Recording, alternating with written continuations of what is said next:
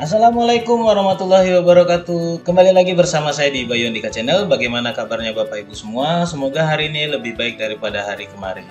Baiklah Bapak Ibu, pada kesempatan kali ini saya akan berbagi mengenai cara pembuatan RPP ataupun modul ajar ya Bapak Ibu. Baik pun itu yang terintegrasi dengan pembelajaran berdiferensiasi, kompetensi sosial emosional, ataupun dengan yang budaya positif. Nah, jadi Bapak Ibu, pada kesempatan ini kenapa saya buat tutorial ini? Karena banyaknya permintaan dari subscriber dan viewer saya ya.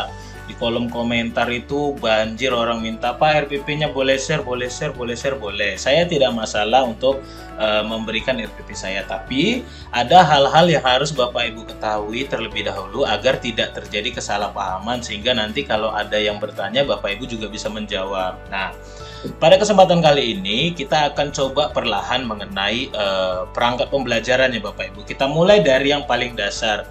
Yang paling dasar itu misalnya Bapak Ibu, nah di sini kebetulan saya punya RPP dari teman saya yang kelasnya masih menggunakan kurikulum 2013. Dan kalau saya membuat RPP itu sudah yang kelas saya adalah kelas kurikulum merdeka. Nah, pada kesempatan ini banyak juga yang bertanya, Pak, apakah pembelajaran diferensiasi itu bisa diterapkan di kurikulum 2013? Jawabannya adalah bisa. Pembelajaran diferensiasi itu bisa diterapkan di semua jenis kurikulum ya Bapak Ibu. Jadi kalau ada yang berkata pembelajaran diferensiasi itu hanya untuk kurikulum merdeka, tidak. Karena pembelajaran diferensiasi ini Bapak Ibu adalah sebuah pendekatan. Sama seperti terdahulu Bapak Ibu kalau masih ingat di kurikulum 2013 itu ada yang namanya scientific approach ya Bapak Ibu ya, pendekatan berbasis scientific gitu ya Bapak Ibu. Nah, artinya pendekatan-pendekatan ini bisa digunakan ke kurikulum manapun, hanya saja tinggal penyesuaiannya bagaimana kita yang akan menentukan. Oke Bapak Ibu, pada kesempatan ini saya akan berbagi bagaimana sih membuat RPP terintegrasi pembelajaran diferensiasi dan kompetensi sosial emosional di kurikulum 2013 dulu ya Bapak Ibu. Pokoknya nanti Bapak Ibu tenang aja, Bapak Ibu akan saya share terkait dengan RPP yang ini 2013, RPP yang ini juga, ataupun ada juga yang versi lengkap ya Bapak Ibu nih.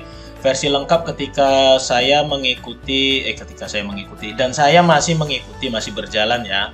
Saya mengikuti pendidikan guru penggerak. Jadi ini juga sudah saya share ketika saya melakukan kegiatan-kegiatan. Artinya hal ini telah banyak dilihat dan direvisi oleh orang lain. Jadi saya tidak akan asal-asal, dan ketika Bapak Ibu mencari sumber yang terpercaya, saya bisa menjamin ini sumber yang terpercaya karena hal yang saya rancang ini berdasarkan dari pendidikan yang saya raih gitu ya Bapak Ibu. Oke, kita mulai dari yang ini dulu ya Bapak Ibu, biar Bapak Ibu nggak salah. Gimana sih pembelajaran diferensiasi itu kalau di kurikulum 2013? Nah, di kurikulum 2013 Bapak Ibu tetap kalau di bagian awal ini ya sama seperti biasa ya. Tidak ada yang berbeda. Silahkan Bapak Ibu masukkan muatan kompetensi dasar dan indikatornya. Saya tidak akan membahas di sini karena Bapak Ibu guru kelas lah yang memahami hal ini. Oke, jadi tujuan pembelajaran juga silahkan digunakan sesuai dengan kebutuhannya, jangan terlalu berlebihan ketika perangkat pembelajaran ini kan mau kita pakai nih ya Bapak Ibu ya untuk observasi kelas. Jadi semakin banyak tujuan pembelajarannya, semakin banyak juga nanti proses yang akan Bapak Ibu lalui. Nah, jadi usahakan tujuan pembelajaran itu yang lebih sifatnya esensial. Jadi selain bisa menghemat waktu, fokus pembelajarannya juga dapat ya Bapak Ibu. Saya harapkan Bapak Ibu bisa mendengarkan dan kita bisa saling berbagi ya. Jadi Bapak Ibu tidak hanya langsung download aja, saya rasa nanti sayang dan rugi ilmunya gitu.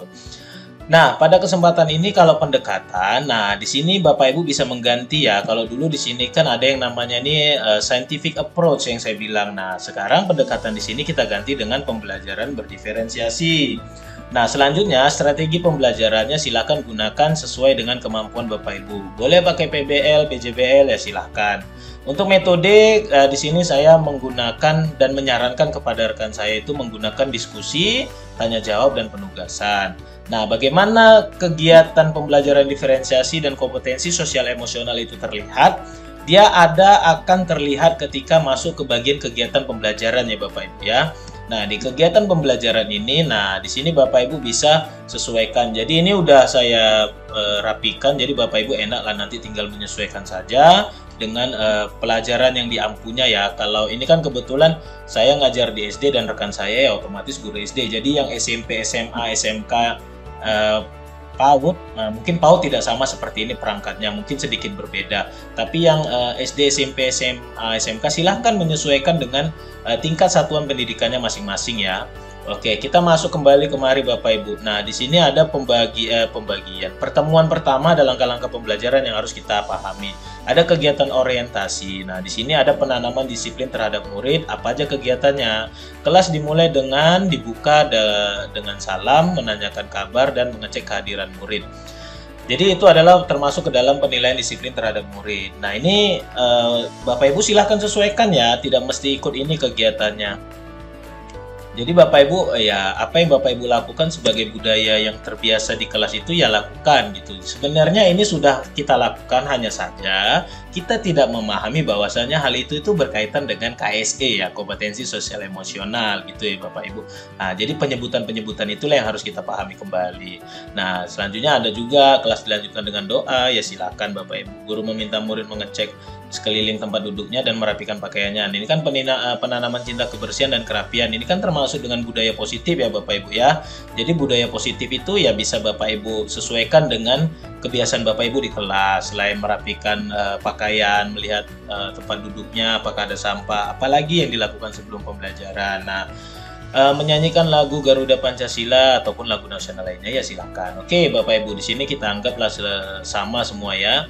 Nah, pada bagian ini Bapak Ibu itu nantinya ya sesuaikan di bagian ini sudah saya saya tandai lah mana-mana yang Bapak Ibu bisa sesuaikan nanti. Nah, isi gambar ya ini isi gambar dengan banyaknya gambar yang akan disesuaikan dengan tujuan dan materi pembelajaran yang akan dilaksanakan. Oke ya, ini udah saya tandai. Jadi silakan Bapak Ibu sesuaikan gambar materinya. Nah, ini semua sudah lengkap ya Bapak Ibu. Jadi Bapak Ibu nggak usah pusing kebingungan ya. Jadi menggunakan perangkat untuk yang di observasi kelas itu gunakanlah yang sebaik, tidak hanya cantik tapi detail dan efisien. Oke, kalau menggunakan di sini kan ada nih guru mengajak murid melakukan kegiatan untuk menghilangkan kejenuhan dan ketegangan agar lebih rileks dan kembali bersemangat. Nah, di sini ada namanya menggunakan teknik stop. Kalau menggunakan teknik stop, ini Bapak Ibu itu bisa lihat di YouTube ya, di YouTube lain itu ada video yang menjelaskan teknik stop. Nanti Bapak Ibu bisa lihat dan bisa download. Itu yang durasinya 4,09 menit ya Bapak Ibu. Videonya itu yang perempuan. Sebentar saya arahin kalau Bapak Ibu nggak tahu. Nanti pokoknya Bapak Ibu cari aja kalau mau pakai teknik stop ya. Oke, kita cari di sini. Sebentar ya Bapak Ibu. Tapi oke nggak apa-apa lah, saya bantu biar Bapak Ibu nanti paham mana sih video yang untuk teknik stop itu. Oke ya, teknik stop mindfulness ini ya Bapak Ibu ya. Jadi Bapak Ibu bisa gunakan ini, terserah Bapak Ibu mau pakai yang mana. Artinya jangan terlalu lama juga biar waktunya tidak habis ya Bapak Ibu. Nah, kalau saya biasa pakai yang ini ya, teknik stop mindfulness guru penggerak ini biasa saya pakai yang ini. Jadi Bapak Ibu ya silahkan gunakan yang lain, tapi usahakan waktunya jangan terlalu panjang juga. Kita khawatir nanti kalau dia terlalu menikmati suasana tidur pula mahasiswanya. Jadi payah kita membangun ya. Oke, kita lanjut Bapak Ibu. Kita belajar sambil memahami bersama ya. Di sini ada kegiatan menganalisis dan mengevaluasi kreativitas dan communication atau berkomunikasi ataupun mengkomunikasikan. Jadi keterampilannya apa aja di sini, murid mempresentasikan hasil diskusi. Jadi ada kegiatan-kegiatannya masing-masing ya Bapak Ibu ya. Di sini selanjutnya ya Bapak Ibu bisa isi tanda tangannya ya. Oke, lampiran penilaiannya juga ada. Nah, ini adalah punya rekan saya. Kalau yang ini punya saya. Nah, di sini juga saya akan berbagi. Saya besarin dikit. Oke. Sini udah cukup besar ya Bapak Ibu ya. Nah, kalau saya akan menggunakan yang ini untuk observasi kelas saya ya Bapak Ibu ya. Jadi Bapak Ibu yang guru PJOK ataupun guru lain kalau mau pakai ini ya silakan juga. Nanti akan saya sertakan di link deskripsi. Jadi Bapak Ibu jangan lagi nanya, Pak, di mana downloadnya? Oke, jadi downloadnya langsung aja cek deskripsi.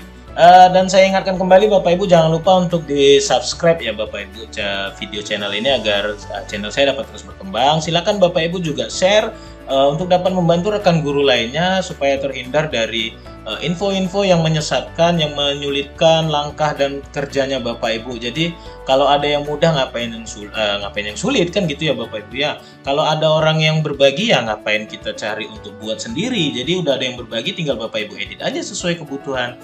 Gitu aja. Jadi Bapak Ibu nggak lagi fokus. Dan selanjutnya apalagi saya lihat Bapak Ibu sampai ini jadi berburu webinar ya setiap kali kegiatan. Nah itu Bapak Ibu, saya kasihan juga dengan Bapak Ibu. Jadi perangkat-perangkat ini juga bisa Bapak Ibu jadikan acuan di sekolahnya masing-masing. Ya silakan, jika Bapak Ibu ingin mencari perangkat lain yang untuk dijadikan acuan ya silakan juga ya Bapak Ibu. Oke, pada kesempatan ini di perangkat saya ini RPP berdiferensiasi KSE untuk budaya positif ya. Sebetulnya lebih dan kurang tidak terlalu jauh, bedanya hanya saja ini modelnya yang untuk kurikulum Merdeka. Tadi kan yang punya rekan saya itu kurikulum 2013 ya Bapak Ibu.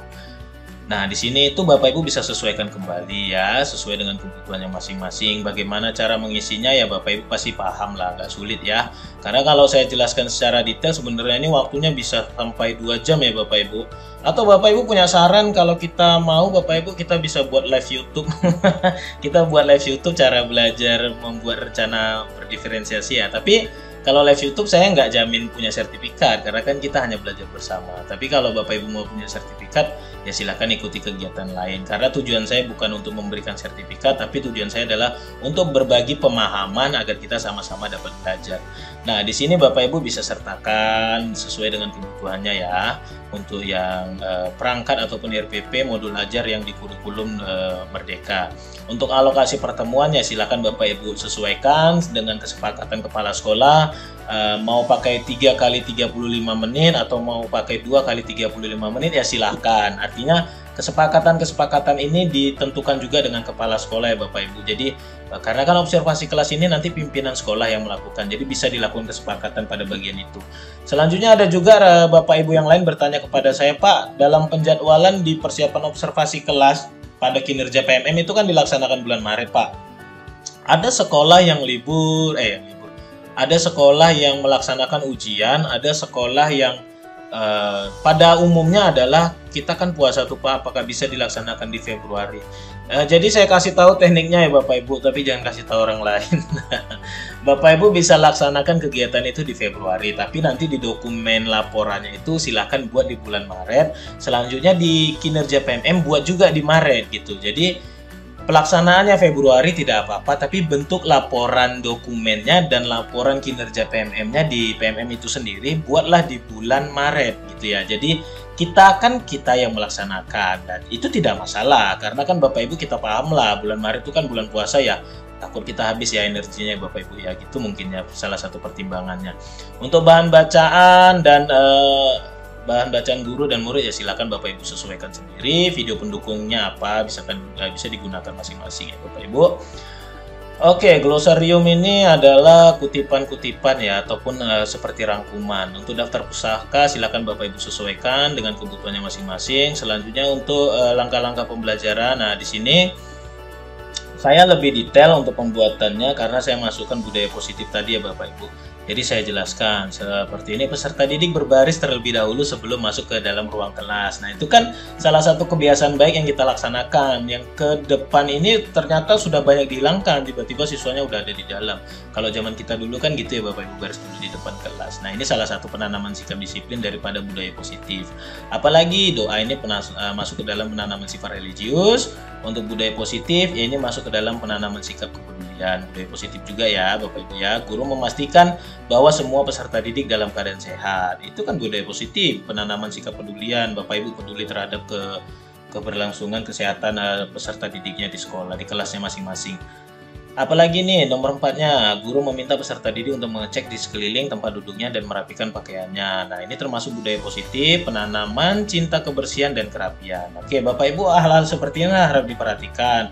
Mana tahu nanti Bapak Ibu jadi penelaah modul ajar ataupun RPP di sekolahnya, di satuan pendidikannya masing-masing, sehingga Bapak Ibu bisa membantu rekan lain yang kesulitan dalam membuat RPP ataupun modul ajar. Nah saya sebelum melaksanakan pembelajaran biasanya saya akan meminta murid saya itu untuk menempelkan gambar emoticon yang telah disediakan terkait dengan perasaan apa yang dirasakan saat ini sebelum memasuki pelajaran. Nah jadi Bapak Ibu gambar emoticon yang dimaksud itu adalah seperti ini ya Bapak Ibu ya. Saya ada menyediakan di mana saya buat dulu ya. Nah, seperti ini. Jadi ini nanti akan saya print, saya gunting. Nah, ini kebiasaan saya ketika ingin mengajar. Jadi nanti anak-anak akan tempel. Nanti kan ini saya gunting nih per gambar, jadi ada 6 gambar. Jadi bisa ditempel pakai lem kertas ya, nggak usah banyak-banyak biar gampang dilepas lagi dari papan tulis. Anak-anak akan menempelkan sesuai dengan suasana hatinya. Nah, ini salah satu teknik yang biasa saya gunakan ketika saya mengajar di kelas. Oke Bapak Ibu, ini adalah tekniknya daripada kesadaran diri KSE ya Bapak Ibu. Selanjutnya dalam kegiatan ini, nah silakan Bapak Ibu gunakan kegiatan yang bisa Bapak Ibu laksanakan sesuai dengan JP yang telah diberikan untuk observasi kelas. Nah, pada kesempatan ini ya Bapak Ibu bisa sesuaikan masing-masing, silakan. Nah, kalau di pembelajaran diferensiasi, Bapak Ibu bisa ingat di sini ya, ada di poin B ini mengorganisasikan murid untuk belajar, critical thinking, berpikir kritis dan communication atau berkomunikasi. Nah, di sini ada poin-poin yang telah saya tandai juga dengan warna Bapak Ibu. Nah, diferensiasi konten dan diferensiasi proses itu adalah fokus saya pada pembelajaran saya. Jadi dalam diferensiasi itu kan ada 3 ya Bapak Ibu ya, diferensiasi konten, proses dan produk. Jadi Bapak Ibu tidak mesti meletakkan ketiganya, bisa diferensiasi konten dan diferensiasi proses saja. Nah, kalau diferensiasi konten, inilah dia yang dimaksud diferensiasi konten ya Bapak Ibu ya. Murid visual itu mengamati apa saja, poster, artikel, buku-buku, kartu bergambar, dan kartu-kartu pertanyaan. Kalau murid auditori itu, ini artinya murid auditori ini kelompok juga ya Bapak Ibu ya. Jadi nanti anak-anak akan duduk sesuai dengan kelompok belajar, gaya belajarnya masing-masing sesuai dengan profil belajarnya juga ya Bapak Ibu ya. Jadi di murid auditori ini mereka akan mengamati video yang dilengkapi dengan penjelasan lisan. Ataupun ketika sekolah Bapak Ibu mengalami keterbatasan, di auditori ini Bapak Ibu bisa mengarahkan anak untuk membaca nyaring secara bergantian ya Bapak Ibu ya. Jadi itu salah satu tekniknya juga. Untuk murid kinestetik ini ya mereka akan bergerak sambil mengamati kartu bergambar terkait aktivitas kebugaran jasmani, latihan otot tangan dan kaki yang telah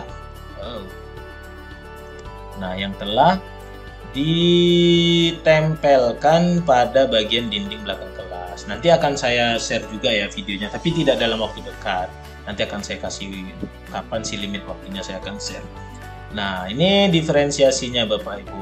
Oke, jadi Bapak Ibu silakan gunakan, manfaatkan produk perangkat ini semaksimal mungkin agar Bapak Ibu bisa menyesuaikan dengan dan membantu rekan guru di sekolahnya masing-masing ya Bapak Ibu. Saya lengkap dengan LKPD-nya dan lain sebagainya, ada juga post-test. Oke Bapak Ibu, mungkin ini aja yang bisa saya share pada kesempatan kali ini. Nanti Bapak Ibu ya silahkan sesuaikan dengan kebutuhan masing-masing. Saya harapkan Bapak Ibu jangan lupa untuk subscribe channel ini, share link video ini agar dapat membantu orang lain dan menambah kemampuan Bapak Ibu sendiri serta membantu rekan-rekan Bapak Ibu yang mengalami kesulitan. Artinya siapapun orangnya kita harus wajib tolong menolong, tidak boleh membiarkan ya Bapak Ibu, kasihan Bapak Ibu guru yang lain ya. Oke Bapak Ibu, saya rasa mungkin hanya itu saja ya. Kalau Bapak Ibu mau yang mana lagi, yang ini, Bapak Ibu mau yang ini juga, nanti bisa sih saya kasih, tapi ini terlalu banyak ya Bapak Ibu ya. Jadi Bapak Ibu nggak usah fokus yang ini, karena ini kan itu versi lengkapnya betul ya Bapak Ibu, sampai 36 halaman. Jadi Bapak Ibu fokus saja ke bagian yang ini ya Bapak Ibu ya. Bagian yang ini aja lah, karena kan ini untuk observasi kelas ya Bapak Ibu ya. Oke, silakan Bapak Ibu manfaatkan apa yang telah saya berikan di sini. Kalau Bapak Ibu ada pertanyaan silakan sampaikan di kolom komentar. Ada request juga sampaikan di kolom komentar. Seperti biasa, saya akan membuatkan tutorial sebanyaknya request, sesuai urutan banyaknya request ya Bapak Ibu. Jadi request mana yang paling banyak itu akan saya lihat dulu. Nah, itu akan saya buat tutorialnya. Jadi kebetulan request ini yang paling banyak, maka ini yang saya buat tutorialnya. Oke Bapak Ibu, demikian apa yang bisa saya sampaikan. Semoga bermanfaat bagi Bapak Ibu guru semua. Jangan lupa untuk di subscribe channel ini agar dapat terus berkembang dan membantu Bapak Ibu dalam pengerjaan terkait dengan kinerja PMM ataupun tugas keseharian Bapak Ibu sebagai guru. Silakan share untuk membantu rekan guru yang lainnya. Silakan like dan di komen.